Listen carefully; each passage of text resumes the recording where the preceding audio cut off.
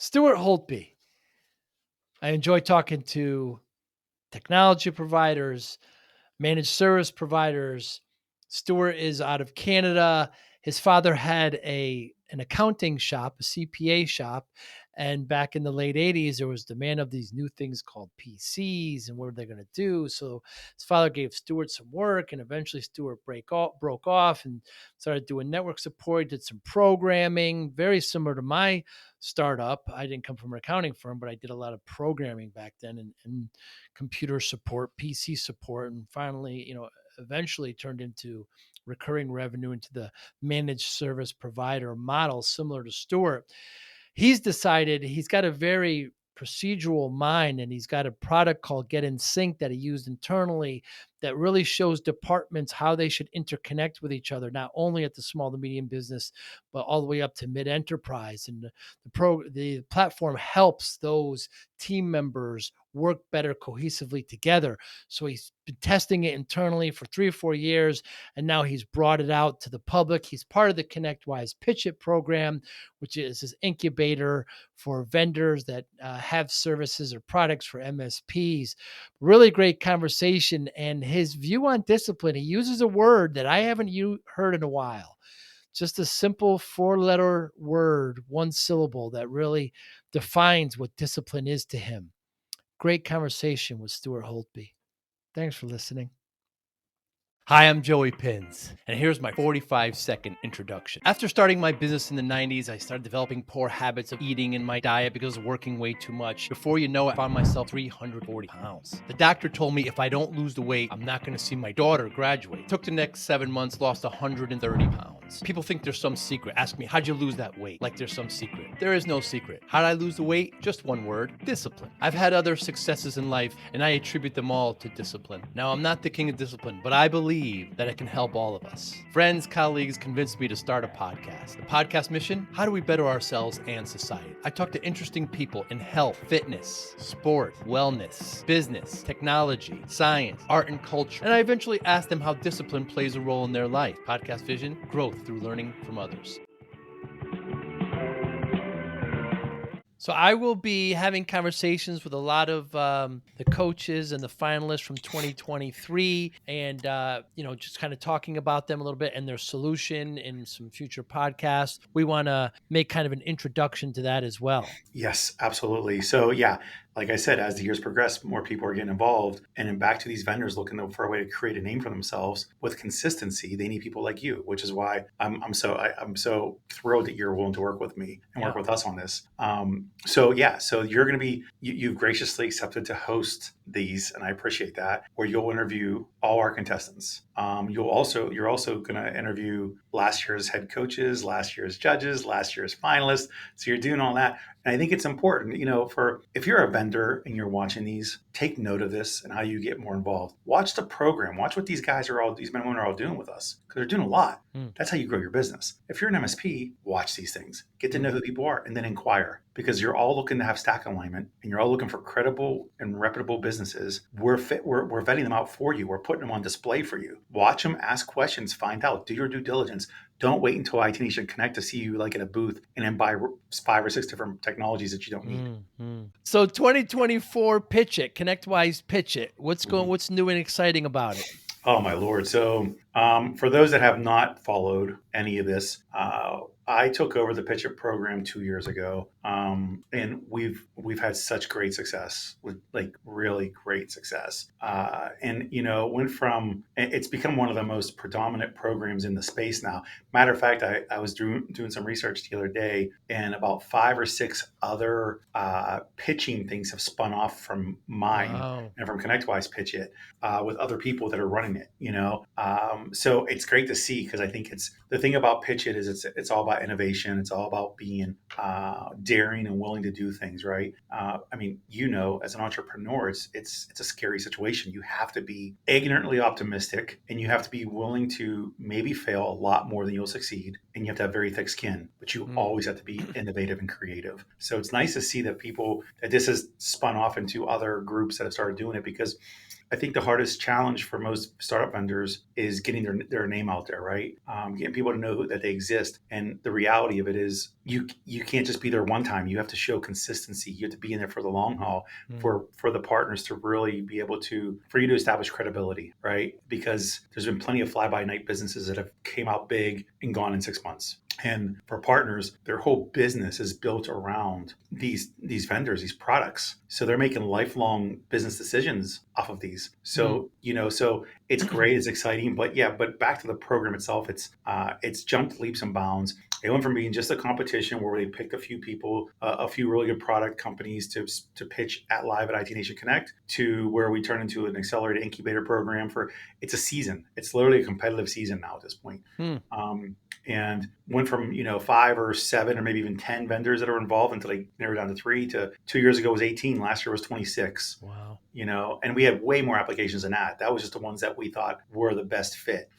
So we're getting ready, and we're getting ready to put out the press release in a couple of days, because then the application process will start February 1st. So I recommend anybody from around the entire globe to apply. We've had over just last year alone, 6 different countries represented, between the US, Canada, to Israel, to Australia, to New Zealand, to the UK.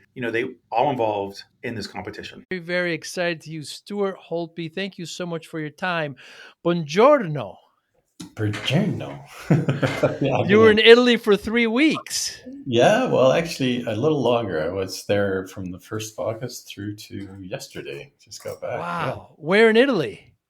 Well, I did the grand tour. It was a father-daughter trip. So my daughter, Dallas, and I, we went pretty much everywhere. Flew into Rome and then went to Venice and then out to the Chianti region, and then from Chianti we went back to Cinque Terre and then up to Lake Como, and then from Lake Como to Venice, and then Venice to Rome and back home. So wow. So you never went south of Rome. It was all north. No, it was all north. We stayed north and it was warm.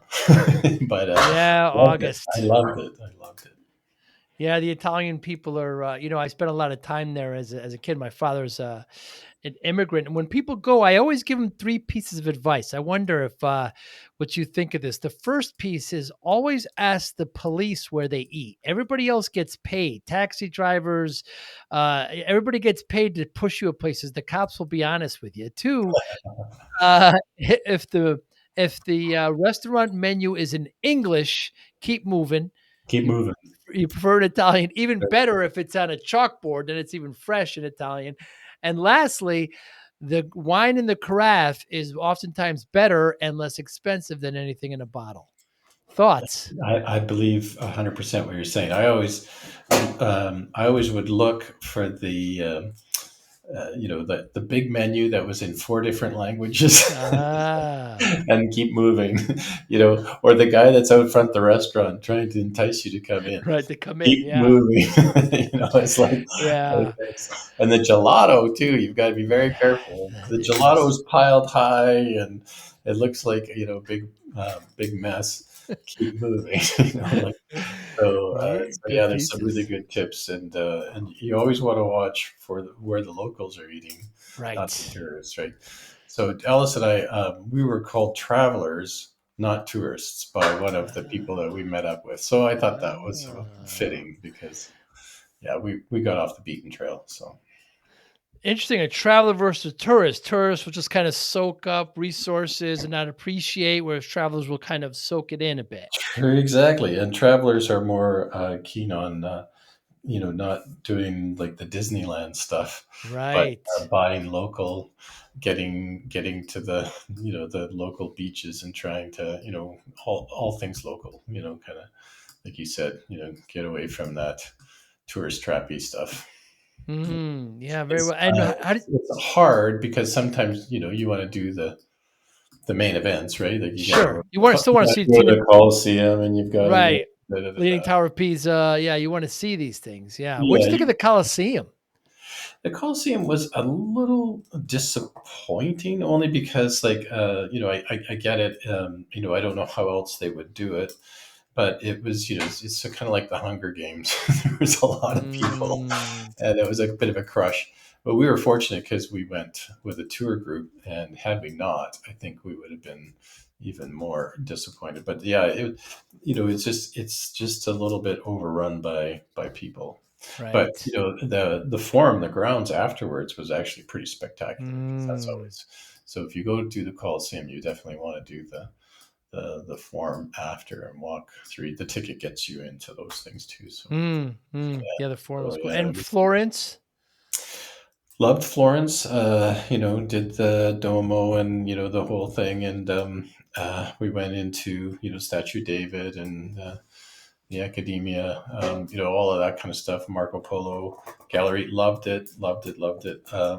And you've got to enjoy, and just the tremendous amount of, art and whatnot, and the Michi family and all of that history. If you're a bit of a history geek like I am, that'll resonate with you, right?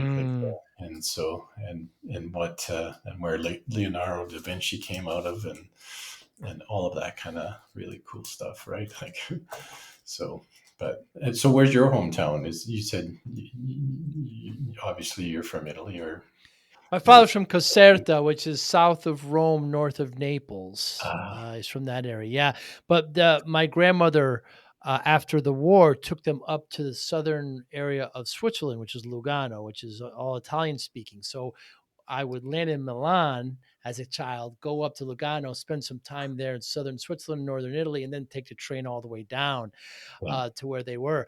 But going back to Florence for a second, the biggest kick I get there is how the locals hate the way we've bastardized their name, because it's Firenze. There's no, and the way, I don't know how we've changed it to Florence. At least Rome is Roma, Naples is Napoli, but I don't know what the transition was there. And I remember them telling me to go home and tell my American friends to stop calling their city that.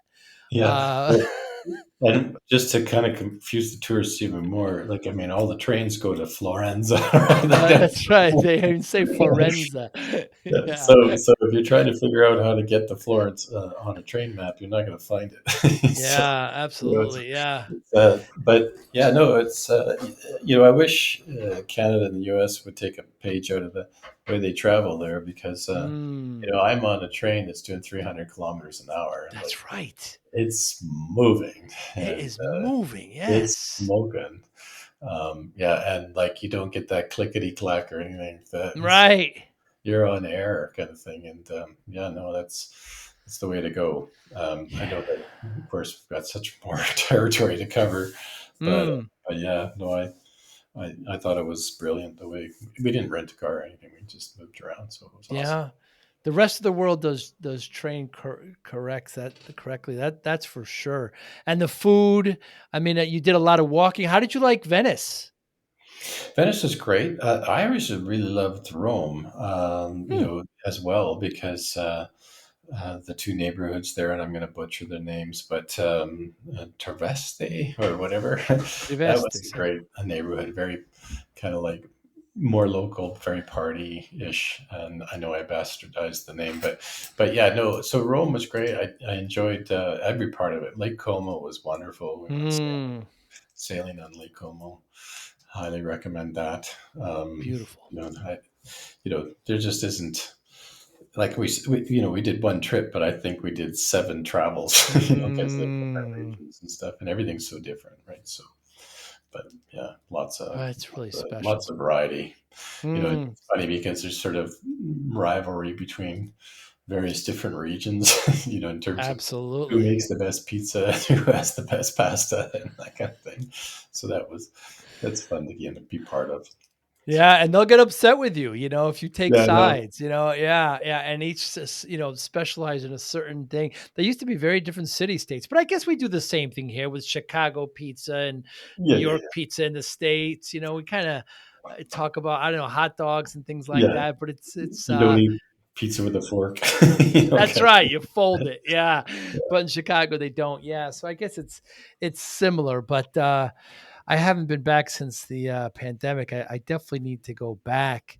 So Stuart, you started the MSP 30 years ago out of your father's accounting shop. Yeah, I like that. Yeah, so my dad, of course, he had a fairly active chartered accounting firm, which is what they call in Canada, and now I think they call it a chartered, CPA. I'm trying to remember what the P stands for, professional accountant. So they switched to what the US calls it. But anyway, so the point is that yeah, he grew his business. He had 4 or 5 CPAs in there and 16 staff and whatnot, and so there was a going concern. So, this is now back in 1986, right? Like I know, 86. Anytime I say that, I feel old.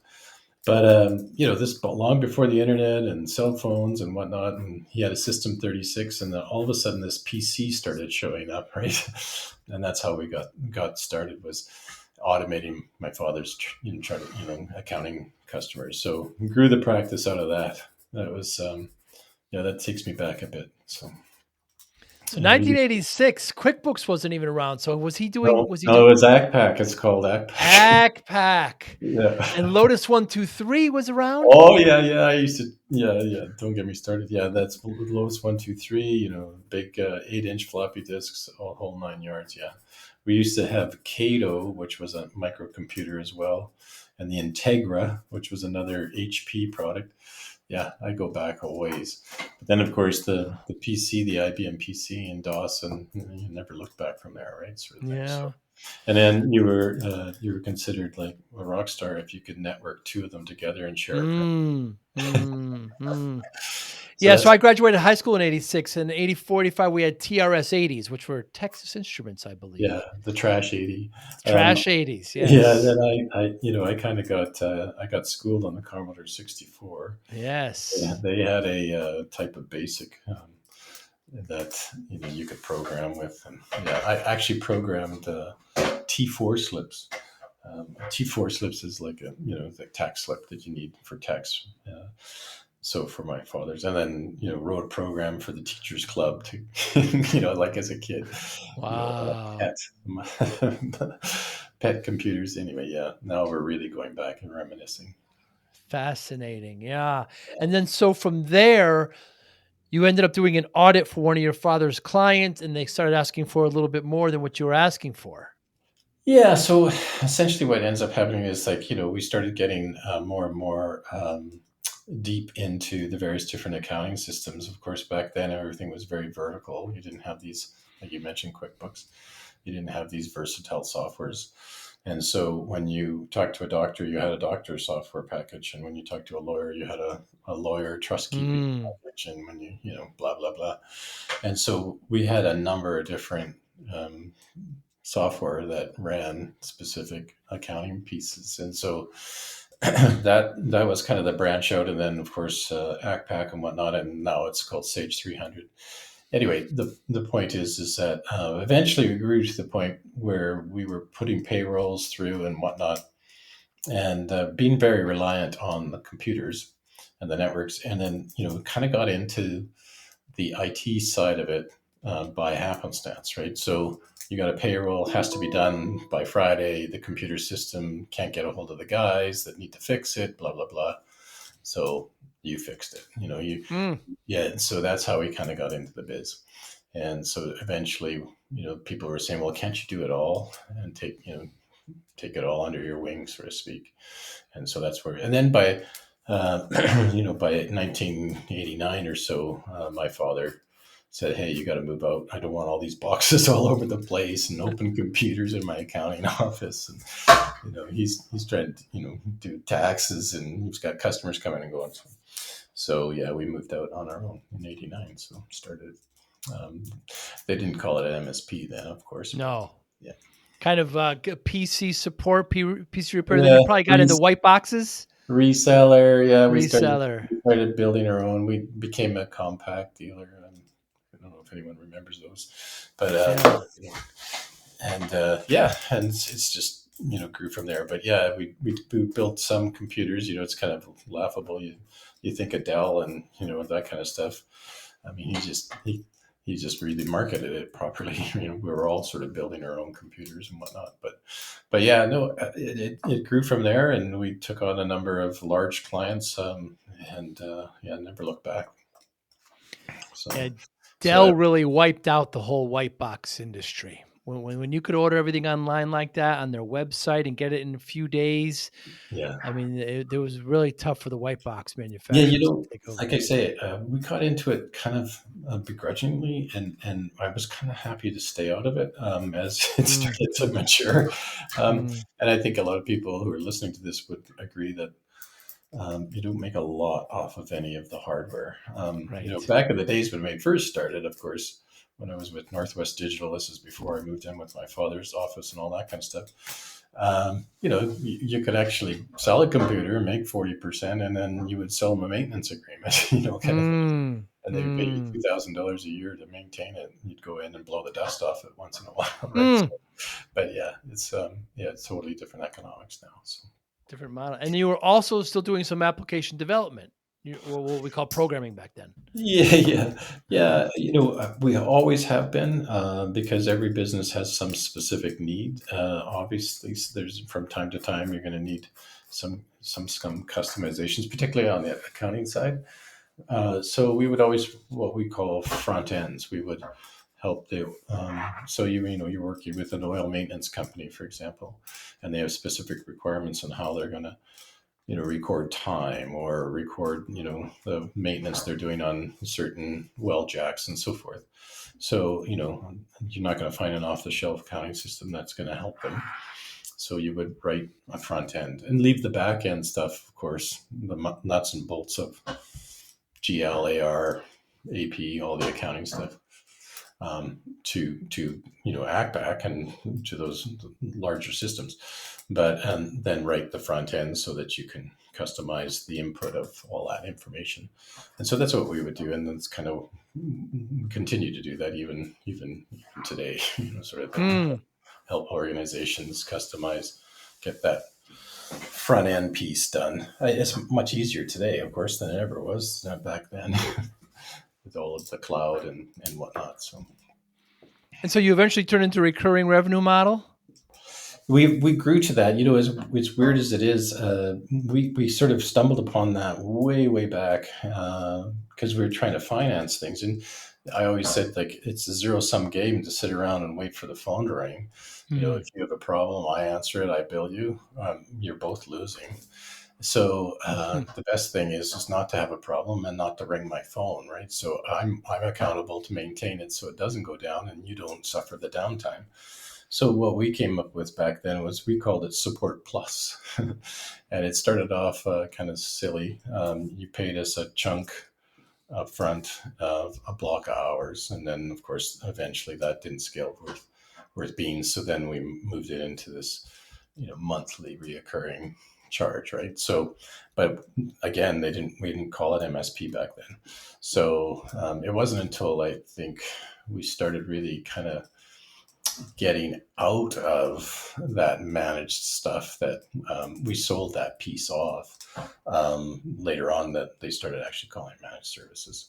So, but yeah, it's funny looking back, like I say, we had different names for the exact same service, right? So Support Plus, I think is what we called it. So. But it's still recurring revenue, which is one of the big attractions now. So how did you fall upon the product that you're now offering to MSP? So you're a programmer, you're network support, you're an MSP, and now you're a vendor. Now you've gone to the evil side, Stuart. The evil side. Well, it's the old story, right? Like necessity is the motherhood of invention, sort of thing. So, what the trouble was always for us is that we're always trying to talk to the people in charge within the business about their business, not about the IT, right? So I know it's kind of spinning the model a bit in the sense that I know right now there's a lot of cyber, there's a lot of discussion about, cloud and all those, but that's not helping the business talk about its drivers, right? So back to the beginning, our initial kind of start was right from the balance sheet and income statement. What's the company do? What do you want to do? What do you want to be? How do you want to get there, kind of thing? How fast do you want to get there, and that kind of stuff. So really talking about it from, if you will, a business perspective with your accounting systems and your information systems, right? So we forget information is in information technology. We abbreviate it now as IT, right? So, but you're still needing that decision-making information. So with that in mind, I mean, we were trying to get people away from thinking speeds and feeds, wires and pliers and all of the IT-ish stuff, and talk to me about what it is where you're going. Because one of the biggest problems I experienced is that, you get people what they asked for, but it's not what they need.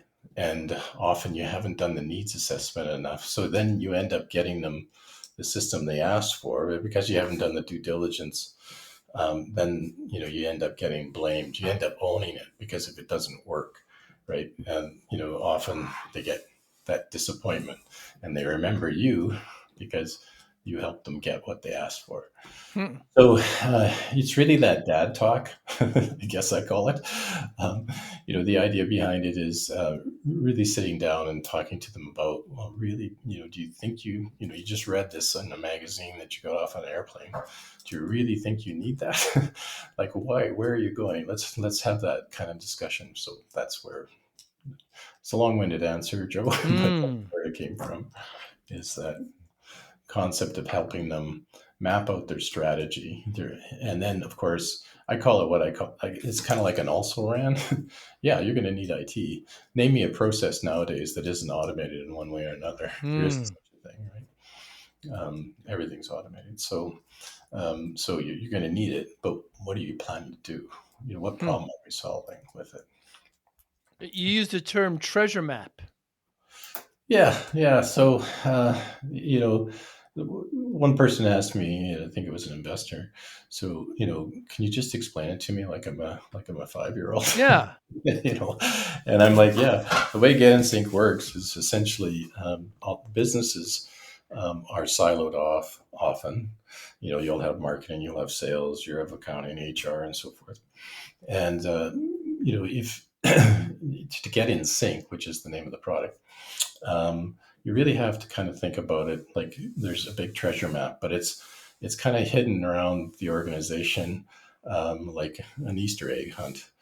And so you need to go into each of those org units, HR, whatever, accounting, sales, and understand where that hidden map is. The hidden applications they use, the people that use them, the subject matter experts that are there, and you get all that information, you put that into Get in Sync, and that's where the MSP comes in, right? So the MSP is that kind of astute person that gets to see all the inner workings, and you put that all into Get in Sync, and it starts to draw the map. So HR has a piece, IT has a piece, marketing has a piece, and so you slowly build the map, and you can actually see it materialize in Get in Sync and understand what the strategy is. Often, what happens is you'll encounter that sales wants HubSpot and marketing, or the other way around. Marketing wants HubSpot and sales wants Salesforce, and the same product. And then you get into this big bun war, right? So that's kind of what the map is hoping to kind of expose, is to give you that transparency into what the fight is between sales and marketing. How come, and the problem often IT's in the middle, right? So they're wearing the referee shirt but someone has to pick a ditch, right? And this is where often IT kind of ends up wearing it because they're in the middle, right? Not getting people what they need. So, and trying to solve that hillbilly attitude where the businesses are fighting amongst themselves. So is it your process to have the MSP do this internally first and then get it to their clients? Well, it's a good point, because a lot of the MSPs, could use it as well, right? So any business, it's pretty, obviously we all suffer from the same things, right? Getting in sync in your own business. So we encourage, when we onboard, any business, but like any partner, MSP partner, we encourage them to use it like it's like eating your own cooking, right? So the idea is, get it into your own organization, understand what you have in terms of your strategy, your map, your treasure map that you're looking for, and then have that experience that you can take to your clients. So, it's really that role, that VCIO role that we're talking about, that advisory role that, this is all about helping clients understand some of the challenges in terms of putting in technology, but also the costs. And it's really changing the conversation from looking at IT as a cost and looking at it more as an asset. Try and put that asset on your books. Because often people, they'll ask me, like, where does all the money go? And it's very hard to explain to the business that, where the burn rate is. Why do I have to pay for what I'm paying for, right? And to be able to transparently show that and have them understand where all the money is going is key. So, but I always use the metaphor like it's like a big iceberg. There's the part you see in an iceberg, and then there's a part you don't. And the part under the water is where all the spend is. Like 80% of your IT spend is not seen by non-IT managers. And so it's very frustrating for non-IT managers to understand, why aren't you working on my stuff, which is the highly visible stuff everyone sees, like their CRM, their accounting, all this kind of. But IT people aren't really invited in on that conversation, and that leaves MSPs out in the cold a lot. So if you can see the entire iceberg and start to expose that and share that with people, then they can make those informed, data-driven decisions. So, Stuart, you're selling a process and a platform, correct? Well, you see, that's the thing. It's implied in the software. There's a framework and a method. And so when we onboard folks, and we just recently onboarded one of our partners onboarded or brought on a city, a fair-sized city, 250,000 citizens and so forth. And they have a budget of $1 billion, overall, the city does, of course. And their IT budget is fairly large too. So when, went to onboard them, the city's like really excited because now they have a process, right? They can throw away all the spreadsheets and Post-it notes and whatnot. And now they've embodied this as a process. And we were in some of the conversations and they're like, yeah, we're going to just jettison the entire demand process they have. So I don't know if you're familiar with some of the larger organizations, they'll have what they call an IT demand process. So you're in the business, you want something new. How do I vet that? If I'm like in the waterworks and I need a new, I don't know, some sort of new software to do billing to track water usage or whatnot. How does that come through IT and get vetted and RFP'd and stuff like that? Well, that's part of the whole framework and whatnot that's built into Get in Sync, is to help you manage that demand and understand, like I said earlier on, what is the business needs to do. Don't talk to me about the IT. Talk to me about your requirements. Talk to me about, what it is you need, not what you want, kind of thing. And so anyway, so back to the point is that the city is very, excited about the framework that's embodied in that. And that's the 30 years of doing it by hard knocks and knowing, we've, like I said, necessity is the motherhood of invention, kind of thing. So we've done it wrong, the wrong way, and that's baked into the software. Is that don't buck the framework. Follow the framework, right? Like it's like the lines on the road. Stop on red, go on green. We live in frameworks all around us, and that's all this helps us do, is guide us through the maze, if you will. What lessons, Stuart, have you learned being an MSP and now becoming a SaaS provider? It's a very different discipline. It's a very different skill, not only to build software, but to sell it. Yeah, it's probably one of the hardest transitions I've ever done. And I've done a number of tours of duty I've worked with higher level education. I've worked with oil and gas. I mentioned financial services organizations and so forth. But making that transition, like you mentioned, into software, the big challenge is always that product market fit. And for those who know it, they'll probably be rolling their eyes right now. And that's one of the hardest things to really kind of zero in on is who is your client, and what problem do you solve and whatnot. So that's why we joined up with the Pitch It program and trying to bring forward. One of my aspirations is kind of to pay it forward. Like the IT business I started, obviously, as we recanted fairly early on when the PC first showed up, and I've been blessed and successful. And so now I'm trying to pay it forward, and if you will, leave a legacy and to the people that are also involved in my company and whatnot. And so, how do you take what's in your head? How do you codify all of the knowledge that you've had and pass it on? Because everyone's like, oh, geez, you're like, you have a particular set of skills. How do you pull it off? It's like, well, so then how do you codify that? How do you make it so that it lives on? And so that was really the challenge that I was trying to accomplish, is to try and take it from my head and put it into the software. And so, but it is a huge challenge, and we're just now getting our legs under us, and we've been at this. Well, COVID didn't help. Let's just go on record as that. Right.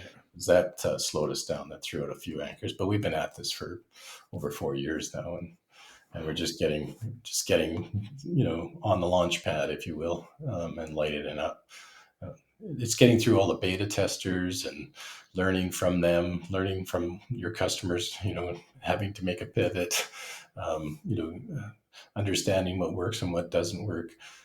You've got this idea in your head, what you thought worked for your customers, and then suddenly you're in a different market and it doesn't work for them. So you got to kind of back up and take another run at it. So, but yeah, it's challenging. We're getting there though. Yeah. What can vendors do to be better partners to MSPs? What vendors can do? Wow. You see, that's the thing, because I've been on both sides. Yeah. Vendors can help create demand, and that's what we're planning to do.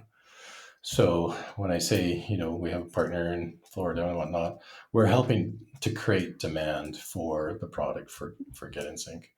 And, we're doing outreach with you and whatnot, but also outreach in terms of directly with our target core clients. And those include, I think, primarily those mid-market companies. Like I mentioned, municipalities is a great spot for us, and for MSPs that want to grow their business into, say, past that $3 million, $5 million barrier.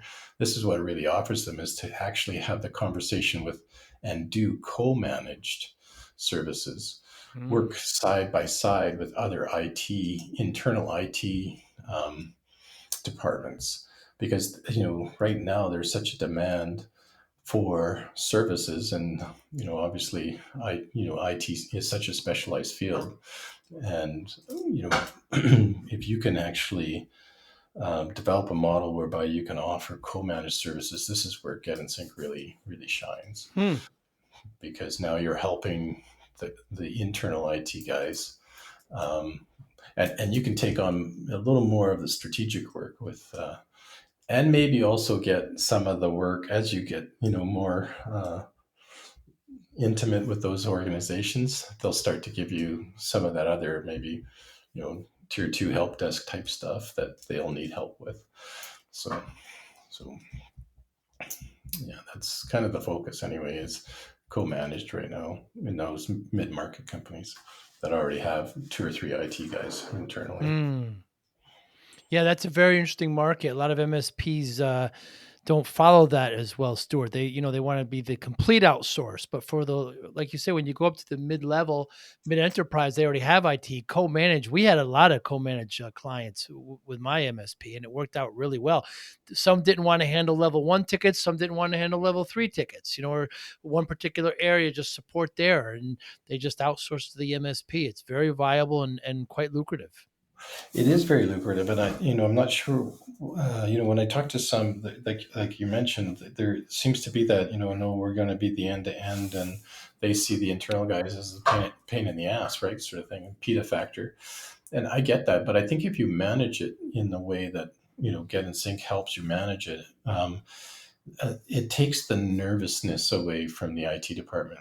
The IT guys are in a really, kind of tough spot, because, there's this expectation that they have governance over all of the technology.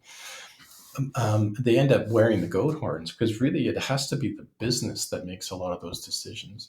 And what I mean by that is, like, who's the owner of the accounting system? Who's the owner of the CRM system? Who's the owner of, the website, and who's the owner, so you've got to push that into the business, and they need, to make the decisions and make the calls.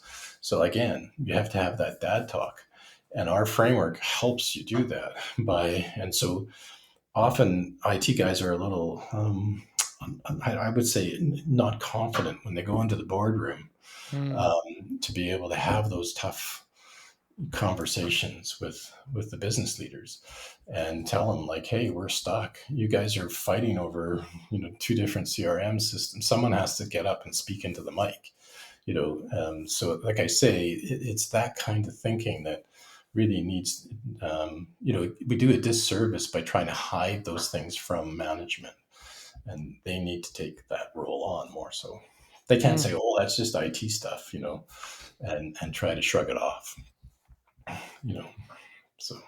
You mentioned before, Stuart, that you're in the ConnectWise Pitch It program, a great incubator program, 25 vendors. How do you like it? What's your goal for the program? I think it's such a wonderful program. I mean, Sean and you and all of the folks that are involved in it, and of course ConnectWise and IT Nation and stuff like that. I can't say enough about it. The goal was again to really truly understand need of the MSPs and listen, to what they're saying about, where their pain points are. And we're learning a lot from the MSPs. The other goal was to do market validation for us, right? So, because I came up with this and developed it through my practice in the last 30 years, I felt that there should be others out there that suffer from the same issue. And like you said, trying to pay it forward somewhat. But in listening to folks, there are some similarities in terms of the pains and the approaches. Right now in this cohort with the Pitch It program, there's a lot of cyber stuff, Yeah. right? We're kind of I'm getting a little lost in the blizzard. I feel like a snowflake in a blizzard of cyber conversations. But I get it. We just talked about going to Italy. The analogy that popped in my head is, like, I'm trying to talk to people about being strategic, and yet they're in the Colosseum fighting the lion, right? So they're trying to wrestle this lion, and they've got this guy over here trying to talk about being strategic. But when I say that, I have like a tranquilizer. We could put the dagger out, right? It's just the way you're approaching the problem. Like, let's try and step back from the fray. I get it though. A lot of people are, it's hand-to-hand combat a lot of the times for MSPs, and having the ability for them to step back a little bit and challenge their clients somewhat, and try to push strategy over speeds and feeds, sometimes misses the mark. They don't get it, so that's the education side that I'm having to do with folks. Great program. Sean does a great job there. I'm so glad we have something like that in our industry. So Stuart, I started the MSP back in the 90s. I graduated high school in 86. So I was, right at that starting point there where you were with the firm, and wasn't not paying attention to myself, developing some bad habits, wasn't eating properly, working too hard, got myself up to 340 pounds. Doctor says to me, if I don't lose the weight, I'm not going to see my daughter graduate. And, scared the daylights out of me. I drove home, punching the steering wheel. What have I done? So I spent the next 7 months, lost 130 pounds. People ask me how, and I always say discipline. I got focused. I got a routine, willpower. I wonder how discipline plays a role in your life, Stuart Holtby. Yeah, no, I love that story, Joe. And we listen to your podcasts, and it's discipline for sure. It's trying to um, stay off the social media and not burn hours of screen time and those kind of things. It's hard to do, but big time discipline. So, just like I know with your routine, I dropped 50 pounds here over the last Wow. 2 years, 11,000 steps a day. Partly in practice for the father-daughter tour to Italy. Walk a lot in Italy. Sure do. And so that was part of it, but yeah, some of that motivation is to just be healthy, and you get to kind of, my age, and that you've got to, pay attention to those things, but, congrats on you for, focusing on that, and discipline and stick to it-ness and grit, right? Grit. Like, I think the thing is that, when I look back on the 30 years, just even in the IT business, it's like dog years, right? We really have this really terrible half life of technology. So just as you think you're getting good at Windows 3.1, Windows whatever 98 comes along, and just as you get good at, I know I'm dating myself, but sure, it's that half life, and being disciplined to stay in the business, and also to learn. You have to be constant learner, and always want to be listening and taking advice. And that's why I listen to your podcast, a lot of your guests that come on. Very, how would I put it? You've got to be very learned. You